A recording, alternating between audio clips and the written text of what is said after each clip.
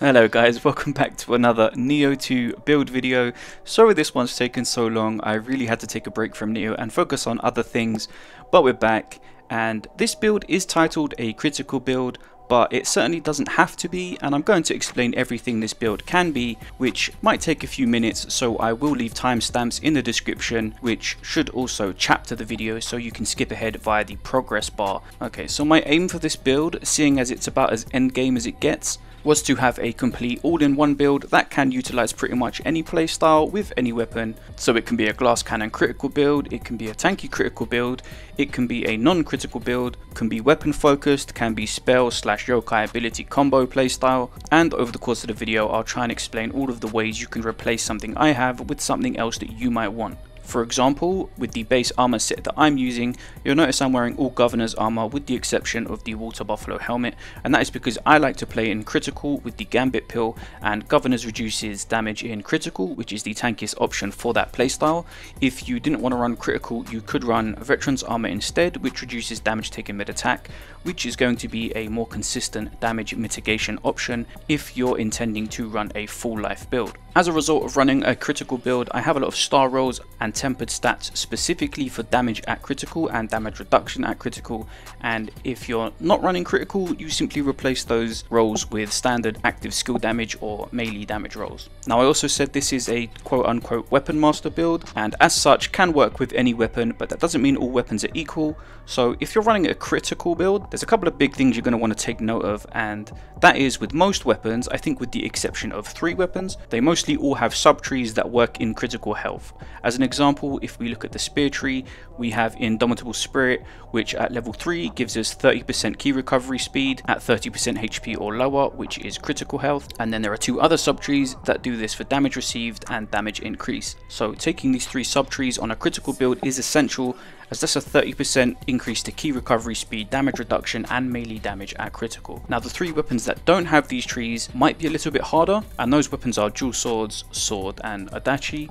However, those weapons do have their advantages. For example, dual swords has the mystic art firm resolve, which gives us a defense buff when attacking, that stacks with Omyo defense and protection talismans, making it one of the tankiest weapons in the game. So it sort of makes up for not having damage reduction at critical. But before I continue down this road, I will also say this particular build I'm going to show you is tailored around key damage and damage at 0 key, whether that be through burst rotations at 0 key or grapple damage. So you can use either method for finishing bosses. Now back to the dual swords, if you want to run the burst damage at 0 key instead of grapple, certain weapons like dual swords have some of the best burst damage skills in the game, as well as sustained DPS skills such as water sword, which work perfect on downstate enemies. And you also have the new spinning dragon skill, which is one of the highest burst damage skills, which you can land and then follow up with the grapple on a downstate enemy, creating one of the highest DPS rotations possible. I think the only thing that can really beat this in terms of raw numbers is the fists weapon right now. They're in kind of an OP spot, but nevertheless, the point I'm getting at here is even though dual swords don't have critical sub-trees, they're still a great weapon in a critical build. What you don't want to take though, and you'll see that I do have them just because I was obviously too lazy to respec, so I should really do that, but anyway, is the Full Moon Cutter sub-tree that offers benefits at full health. When you're using the Gambit Pill that puts you in critical health, obviously none of the modifiers that are based around full life are going to benefit you, so don't use them, don't spec into them. And then regarding another weapon that on paper probably wouldn't work well in a critical build is sword, and whilst it doesn't have any critical sub-trees, it does have things like thrusting damage, which is going to benefit a grapple playstyle, as well as kick, which is one of the highest key damage single skills. So altogether it synergizes greatly with a build like this, even though it lacks those critical sub-trees, which kind of leaves Adachi as the odd one out, as it doesn't have as many benefits as any of the other weapons when it comes to synergy with critical builds specifically. But it does have a thrust damage sub-tree, which will synergize with grapple builds, and because of the new Moonlit Snow, it's faster when played primarily in low stance, so it has a lot more mobility now, and it's much better at damage avoidance rather than being that beastie tank weapon that it's typically known for. So TLDR, all weapons should work fine in this build. Some just might be a little bit stronger than others depending on the playstyle you're going for. Now if we look at the grey sets we're running, we are running 7 Ninigi and 6 Izanagi. Izanagi for purity damage, purity being the most consistent status application because almost nothing is resistant to it, which allows us a very easy confusion stacking from external sources, which we will cover later in the video. And then of course Ninigi for the complete key obliteration, allowing us to set up that grapple or damage versus 0 key. Now you might be asking, why do I take 7 Ninigi, which gives us finishing flare at a rank of AA, instead of the 7-piece Izanagi, which gives us cleansing prayer? And that all comes down to on paper stats versus real world application, and I'll explain what I mean by that. So on paper, cleansing prayer is superior, right? It offers healing, it offers key regen, and at 3 stacks offers roughly a 30% damage bonus modifier. However, obtaining 3 stacks is not consistent in the slightest, and you will find it difficult depending on what you're fighting to even proc that. Unless you want to try doing it manually using certain techniques before the fight even starts to pre-buff, then basically in fight you're going to find it a lot harder to proc this consistently, and you won't be seeing this buff ever against humans. Whereas with finishing flare, whilst it wouldn't be a priority modifier to take over other damage related set bonuses, when comparing it specifically against cleansing prayer, in real world terms it's superior mainly due to its consistency, and in that it's always active. And to explain exactly what it does at a ranking of AA, it will take your key damage, multiply it by 0.135 to translate it into melee damage versus downstate enemies, be that winded or grapple state, etc. Now a 0.135 multiplier might not sound like a lot, but there are many other factors that go into it. For example, it's not just your melee key damage stat that it's taking into account. It will also include all other forms of key damage, for example active skill key damage, strong key damage, though in order for those to be calculated into a damage bonus, you have to be using whatever action those are sourced from. For example, using an active skill for the active skill key damage to be calculated into a damage bonus. However, what's more, that's just melee damage, not grapples or finishers. Grapples and finishers should be seeing roughly triple the benefit that basic melee damage is. Okay, it's a little bit complicated, and as I said said, isn't an OP bonus that's better than other bonuses, but when compared specifically to Cleansing Prayer, this is why we take 7 Nanigi and not 7 Izanagi. So with the explanations out of the way, now it's time to start looking at the gear. We of course have our combinations of 7 Nanigi and 6 Izanagi coming from whatever order you like or can obtain them. Every single piece, including the weapons, ranged weapons and accessories, is going to be of one or the other. But as mentioned, we are running full governors with the exception of the helmet for reduced damage at critical. Again, you can go veterans if you're not running Gambit Pill. And for that headpiece, we have the Water Buffalo Horn helmet, as it's a permanent defense buff which should always be activated due to life gain on Amrita absorption, and you can also proc it if you have life on hit on your weapon. For the weapons, ideally you'll be taking Purity, although it's not essential because you have multiple ways of proccing Purity, either through Purity Talisman or Guardian Spirit Talisman when running a Purity Spirit. This will just allow you to maintain that Purity proc if anything goes wrong. Also, when running through 4 missions, you're never really going to buff fully just to kill trash mobs, so having a Purity weapon is naturally going to do more damage against trash mobs because it will of course proc Purity on them without the need for manual application. Another important factor is when it comes to the weapons. On this build, I am running with 200 Constitution and 200 Stamina. The Constitution is necessary for critical builds, as you'll be seeing at 30% of whatever your max HP is, and then 200 Stamina because I'm running one of the heaviest combinations of armor in the game, and also get to make use of Ultimate Stamina, which at 350 toughness allows us to access a toughness rank of AA. So any weapon that we use that doesn't naturally scale with Constitution or Stamina, we simply want to use a transform bonus Stamina or Constitution. Also, certain weapons which benefit from Mystic Dyad, always go for the Dyad on the weapon, never have it on the scroll. That is a complete waste of a scroll slot, okay? It's very easy to farm the exact rolls you want on a weapon now with Onryoki Dam Scrolls, where you kill him, teleport back to the shrine and just farm him infinitely, especially if you have a farming set equipped with items you want to obtain. So in the case of a weapon, equip the weapon you want to farm, have lucky drop weapon on your accessory, and then you'll be obtaining over 100 of that weapon per hour or less. So there's obviously a huge chance for one of those weapons in that time to have the perfect rolls or close enough to the perfect rolls. In my case, I prioritize Mystic Dyad, melee key damage, and ideally an attack bonus, but the damage increase isn't that significant on damage bonus Staros, so I'd be happy taking Mystic Dyad and melee key damage. We then want to temper on grapple damage if we're going for grapples, and then obviously if it doesn't have the grace we want, we just use a grace inheritance. In terms of general gear stats on the ranged weapons, it's not really important. I try to take damage bonus agility on both ranged weapons, anything that speeds up weapon speed or mobility speed when using ranged weapons, with the exception of hand cannons obviously, though on hand cannons you definitely want stalwart so you can avoid being flinched out of aiming, and piercing projectiles is also a fantastic stat to have. So on the helmet, ideal star rolls here are going to be melee key damage and anima charge. If we're running the critical version, we of course want melee damage at critical, but if we're not running critical, then active skill damage. That's going to be the case for all of the armor pieces when it comes to the damage stat, so I won't repeat this for every piece, just remember active skill damage for non-critical and damage at critical for critical. I of course also have attack inherited onto all armor pieces via orange inheritables. Now the chest piece along with the waist piece are the two most important when it comes to critical builds. First of all, on the chest piece, you 100% want max equipment weight reduction. This is because we are wearing full heavy armor, and one of the heaviest armors there is by the way, so we need all of that weight reduction not only to reach B agility, but also so we still have room to upgrade our armor via remodeling to be even heavier, thus increasing our max defense while still being able to reach B agility. Then the most important star roll after that is damage taken. This can only roll on chest and waist, and it's pretty essential for critical builds. You know, that's a flat damage reduction that you don't want to miss out on, so definitely take the time to try and get these. You know, it won't be easy, but it's definitely easier than it's ever been with the new farming methods available to us. We then have tempered melee key damage and melee damage at critical. Now on the chest, I also have an orange inherited attack, but I should re-roll this. There are two unique stats that can only roll on a chest piece, and they are both extremely important. Ideally life recovery on Amrita absorption, that's the one I suggest you go for, and there's also elemental damage received reduction. I don't die often with this build, but if I ever do, it's usually because I get taken out by some form of OP elemental damage that just wipes me off the face of the earth, so either of those are good options. I've been managing just fine without either of them, which is why I haven't got around to re-rolling it, but you probably want to take either life recovery on Amrita absorption or elemental damage reduction. So if you're in a situation where you have one final slot free, just throw on any trash orange inheritable and then re-roll it to life 1 and Ritter absorption. Okay, so for the gloves, go for whatever you want here. Personally, I try and take the modifiers that are unique to that piece.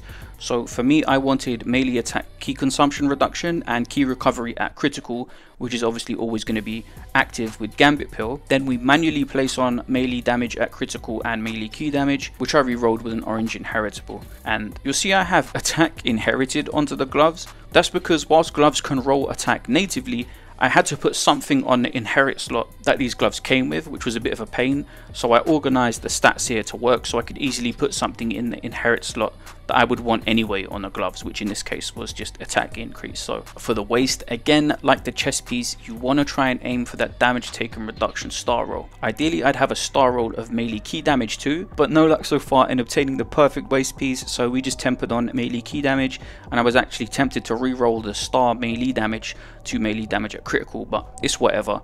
Obviously, we have our orange inherited attack, and I've just slotted in life increase into the free slot up the top there. Finally, for the legs, I've thrown on both tenacity and faster winded recovery. I have star rolls of melee key damage and active skill damage.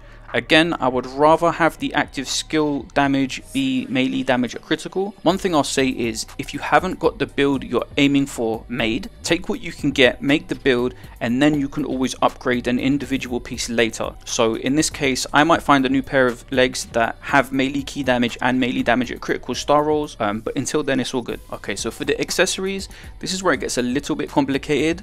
Let's ignore the Yasakani for a moment, because we need to talk about the ideal accessories, which is a little bit different in Dream of the Nioh. So this medicine case is an example of an ideal accessory for critical builds. Only certain accessories have access to damage taken at critical rolls. Medicine cases, pillboxes, I believe prayer beads. I also remember Kodama accessories definitely can.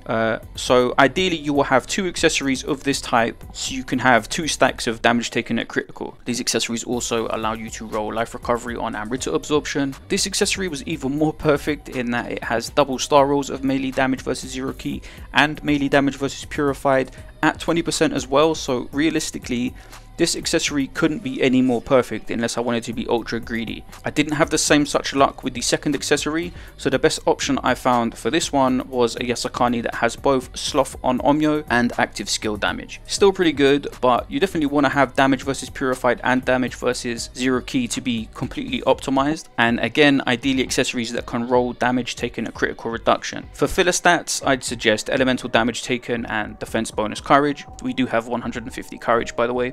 Purity accumulation is not needed at all due to accumulation coming from the Izanagi set, as well as the fact that you'll most likely be using either Purity Talisman or Guardian Spirit Talisman, which insta-procs Purity anyway. For the scroll, the most important rolls are going to be Ultimate Courage and Ultimate Stamina. As mentioned, we have 200 Constitution and 200 Stamina. Ultimate Constitution is useless on a critical build.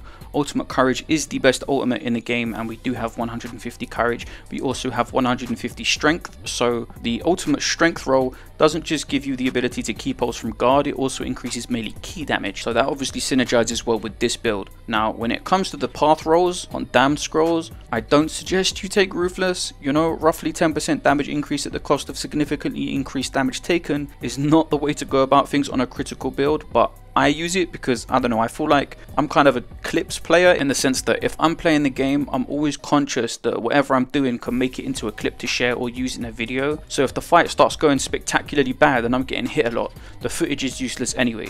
So what's better for me is to try and maximize the profit of doing things the right way, which in most cases means not getting hit at all. So if I can maximize doing more damage, it just works out better for me. That said, I will say even with this, I still feel pretty tanky. In fact, the only times I've really died playing this build with Path of the Ruthless in critical with Carnage, when I'm not using transference, which I do use, but not all the time. The only times that I've really died is against crazy elemental attacks, as mentioned earlier, from bosses in the highest possible endgame. So I still feel this is pretty tanky, even with all of those negative modifiers. For our spirit then, we are using Ho-Oh, as it's simply the best spirit for purity, with that 10% damage increase, and also that 7% damage reduction from yokai is pretty important when running critical. For our cores, Yes, I'm still running Gozuki. I really don't understand the Ippon hype. I've tested this so much, and beyond the key damage of Gozuki, even post nerf, the utility it has in being a 360-degree long-range trackable hyper armor skill, it's not even a competition, okay? The only reason to not use Gozuki is because you're sick of it being the best all-around yokai ability for as long as it's been. Do I wish there was a real competitor for it?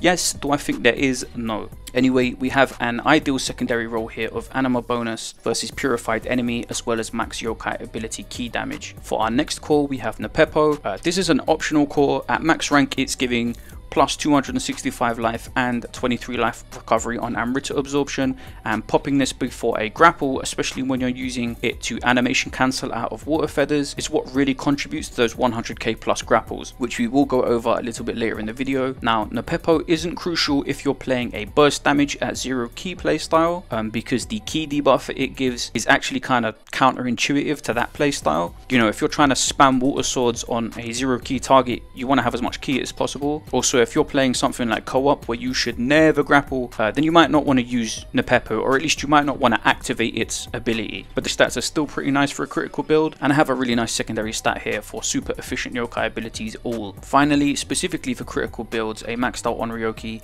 is an absolute beast. Just look at the damage reduction, 21.5% damage taken mid attack. That's actually disgustingly OP. I can't really see any core competing for this slot in a critical build. Also, I have perfect secondary roles of damage versus purified and yokai ability key damage. For our jutsu then, now keep in mind we will cover the playstyle of the build a little bit later, so I'll cover why we have what we have. But essentially we want impurity transference, ninja feathers, ideally 8 cold hells, Gambit Pill, and then either fire or lightning familiar talisman, depending on what you're fighting. And then you want either purification talisman or guardian spirit talisman, whichever you prefer, which is what you'll be using to instantly proc purity. Usually I would take guardian spirit talisman, but that's when I'm not running something like impurity transference. Basically, I don't want to waste more time casting than I have to, so I usually only like to take one casting ability, so I'd rather buff with purity talisman and let that do all the work automatically. Extraction talisman is essential for healing with life on Amrita absorption. We have quick change scrolls for added security if we die. I mean, of course we are running at critical, and then our big damage buffs of Carnage and Soul Purge, as well as protection talisman for a little bit of security for the start of the fight, and then optionally barrier talisman, which is always useful unless you're playing an EI or Sign of the Cross build, but we'll go over that another time. My secondary spirit is Inner Saseo the Boar, which gives another minus 7.5% damage taken mid attack. So a quick look at the stats then. Keeping in mind this is an endgame build, we are at max level, and as mentioned we are prioritizing max constitution, max stamina. We then have 30 magic and 30 dex for the jutsu capacity soft caps, 150 courage for ultimate courage, 150 strength, mostly because most of the weapons that I utilize have strength as a secondary scalar, and it very marginally increases weight capacity per soft cap, so ultimate strength is usable in this build, but it would be the last priority on the list. So if you're not max level, do everything as I said and just do strength last. Once we exceed max level, we then have this new tree to spend our points in, but the increases it gives is extremely marginal. I mean, I'm at 187 points placed, all in attack, and I think I've only gained plus 37 attack, which is absolutely nothing. You won't even notice that increase when looking at your damage numbers, especially at this level. So this whole thing feels kind of pointless, to be honest, but for the case of min-maxing, I'm investing all the way into attack power anyway. Now for the clan, you have a lot of options. So if you want to go full tank playstyle, I would suggest taking Todo, which is going to give you a roughly 1000 life increase at 200 stamina, as well as increase your damage based on your equipment weight, and you are of course very heavy if you're wearing the armor I'm wearing in this video. But what I personally suggest you do is go for the most damage possible, and that's going to be dependent on whether you're going to play a grapple playstyle or if you're going to play a burst damage at 0 key playstyle. I'm enjoying the grapple playstyle at the moment, so I've taken the Maida clan. Obviously do not take this clan if you play co-op. You should never ever grapple in co-op, and even if you did grapple in co-op, you wouldn't be able to proc that weakness debuff from grappling due to co-op resistance values. However, in solo it's pretty OP. It auto applies weakness on grapple. Now I usually normally apply weakness anyway, but there's a good chance that that weakness can wear off before I can grapple, and this just secures that. And then we of course have that 8% thrust damage, which not only contributes to grapple, but I like to play spear a lot with this build, and thrust damage is obviously going to heavily benefit spear. But if you don't want to grapple and you want to do the burst damage approach, then I suggest taking Kakizaki, which is gonna not only increase your melee key damage but also scales with finishing flare and will increase your melee damage versus downstate 0 key enemies. So in terms of my playstyle, there are a couple of secrets. First of all, to do the absolute most key damage you can, you might want to consider running Kusarigama as your secondary weapon.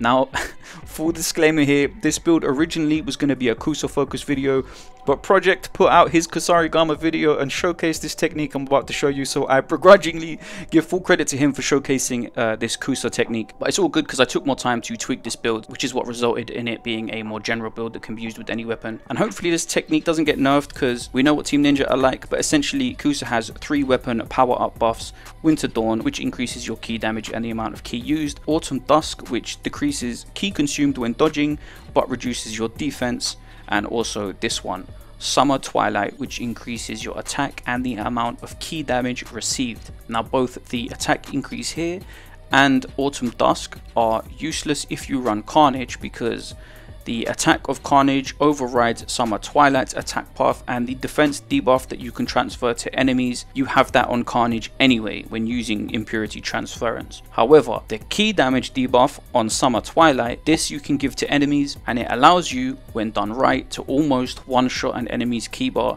or deplete their key in very few hits. And so when combined with something like Nanigi's Grace, that's a lot of key damage. So before a fight, you switch to Kusa, pop Summer Twilight, switch back to your main weapon, buff up, go in, hit the enemy with Impurity Transference, and then just hit the monster with your highest key damage abilities. So on something like Dual Swords, God of Wind; on Sword, use Kick; on Spear, mid-stance strong attacks. Once that key is depleted or close to it, you want to hit Ninja Feather's animation cancel into Nupeppo or Gozuki, depending on whether you want to grapple or not. Break the max key bar. From here you can either grapple or burst damage. Keep in mind the combination of Water Feathers, Purity and Elemental Familiar should see you guarantee a confusion proc by the time you intend to do this finishing damage. Also, regarding the yokai shift you see me doing when grappling in the footage, to be clear, I'm not doing this for anything damage related. A regular grapple is just fine. The reason I more often than not switch to yokai shift for grappling is because it's an animation cancel. So the moment I know the boss is going to enter a grapple state, I know that I have time to do one big damage active skill, cancel out of the end of that animation into a grapple with yokai shift. This is a bit of added security, because if you take too long to try and hit the enemy before going for that grapple, there's a big chance the enemy can recover before you can hit the grapple, which really sucks. So being able to cancel out of any animation and instantly auto grapple is amazing, which is why I tend to utilize the yokai shift grapple more often than not. So finally, when it comes to optimizing your active skills, obviously just use initiative here, whatever you're using to do key damage with. For example, on Dual Swords, God of Wind, there we want to attach Masterful Slice, which is just going to further increase the key damage it does. And then whatever skills you mostly use for damage, so in this build I'd mostly be using Spinning Dragon for Dual Swords. This is where I want to put damage boost stamina or damage boost constitution, because those are the two stats I have at 200. Okay, I think that pretty much covers everything with this build. If I have forgotten anything, please do let me know in the comments and I'll try to reply to you directly. Of course, you're always welcome to join the Discord, where myself or the lovely members will be able to help you, or just come hang out. The Discord link will be in the description and pinned comment. I'm going to try and do a few more videos before Monster Hunter Rise comes out. That's where most of my time's going to go from the end of March, and I also want to try and jump into the beta before it ends, so you should see a new video or two soon, but if not, expect them by around February. As always, if you like this video, please hit the thumbs up, as that really helps me out, and if you're not already subscribed, consider doing so for more Nioh 2 content coming soon. Okay guys, until next time, stay safe and take care.